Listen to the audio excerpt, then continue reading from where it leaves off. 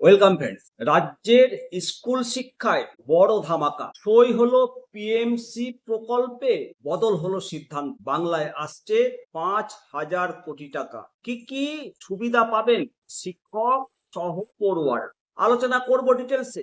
বন্ধুরা, রাজ্যের স্কুল শিক্ষা ব্যবস্থায় ঐতিহাসিক মোড় নিয়ে দীর্ঘ টালবাহানার অবসান ঘটিয়ে অবশেষে পিএমশ্রী প্রকল্পে সই করার সিদ্ধান্ত নিয়েছে নতুন ডাবল ইঞ্জিন বিজেপি। মন্ত্রিসভার প্রথম বৈঠকেই বড় ঘোষণা করেছেন মাননীয় মুখ্যমন্ত্রী শুভেন্দু অধিকারী মহাশয়। কিন্তু কেন এই প্রকল্পে এতদিন সই করেনি আগেকার সরকার? আর এই সিদ্ধান্তের ফলে আপনার ঘরের ছেলে, আপনার সন্তান এবং কর্মরত শিক্ষকরা ঠিক কি কি সুবিধা পেতে চলেছে জানাবো আজকের এই ভিডিওটাই। বন্ধুরা, গত কয়েক বছর ধরে কেন্দ্রের বঞ্চনা, কেন্দ্রের সঙ্গে রাজ্যের যে দড়ি টানাটানির জেরে আটকে ছিল হাজার হাজার কোটি টাকা।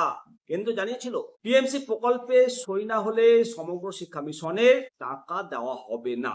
আগের সরকারের যুক্তি ছিল যেহেতু 40% খরচ রাজ্য দেয়, তাই শুধু প্রধানমন্ত্রীর নামে প্রকল্প হবে কেন। এর ফলে কি হয়েছে, কত ক্ষতি হয়েছে জানেন? পশ্চিমবঙ্গ কত তলানিতে ঠেকেছে শিক্ষা ব্যবস্থার মান। 2023 থেকে 2026 শিক্ষাবর্ষে পশ্চিমবঙ্গের জন্য প্রায় 5,145 কোটি টাকা কেন্দ্রীয় বরাদ্দ থেকে বঞ্চিত হয়েছে। এর সরাসরি প্রভাব পড়েছে স্কুলের পরিকাঠামোতে। স্কুলগুলো দেখুন কি অবস্থা, বর্তমানে রিপেয়ার হয়নি, জরাজীর্ণ অবস্থায় প্রাথমিক বিদ্যালয়গুলো ঢুকছে। শিক্ষক এবং শিক্ষাকর্মীদের বেতনেও সরাসরি প্রভাব পড়েছে স্কুলের পরিকাঠামোতে। কি ছিল সেই পিএমসি প্রকল্পে জানাবো। 2022 সালে কেন্দ্র সরকার এই প্রকল্প চালু করে। এর মূল লক্ষ্য ছিল জাতীয় শিক্ষানীতি 2020 মেনে স্কুলগুলোকে আধুনিকরণ করে তোলা।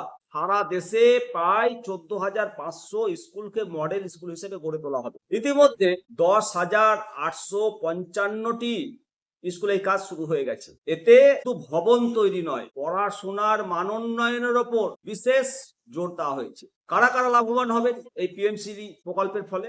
শিক্ষক, শিক্ষাকর্মী সবাই। পার্শ্ব শিক্ষক, ভিআরপি, শিক্ষাবন্ধু, স্পেশাল এডুকেটরদের ভাতা বাড়ার সম্ভাবনা তৈরি হয়েছে, কারণ এখন থেকে 60% টাকা কেন্দ্র সরকার দেবে। নতুন ক্লাসরুম, পানীয় জল, শৌচাগার, আধুনিক ল্যাব তৈরি করা হবে। পাঠ্য বই, স্কুল ড্রেস, জুতা এবং বিশেষ চাহিদা সম্পন্ন শিশুদের সরঞ্জামের জন্য এখন আর ফান্ডের অভাব হবে না। অ্যাভেলেবল ফান্ড থাকবে অবশ্যই। বন্ধুরা, মাননীয় মুখ্যমন্ত্রী আমাদের শুভেন্দুদা এই যে বড় সিদ্ধান্ত নিয়েছেন, এতে শিক্ষক মহলে এখন খুশির হাওয়া। স্কুলগুলোর রূপ বদলাবে এবং খুব শীঘ্রই শিক্ষা ব্যবস্থার মান উন্নয়ন হবে। আপনার কি মনে হয় এই সিদ্ধান্তের ফলে রাজ্যের শিক্ষা ব্যবস্থার মান কি সত্যি ফিরবে?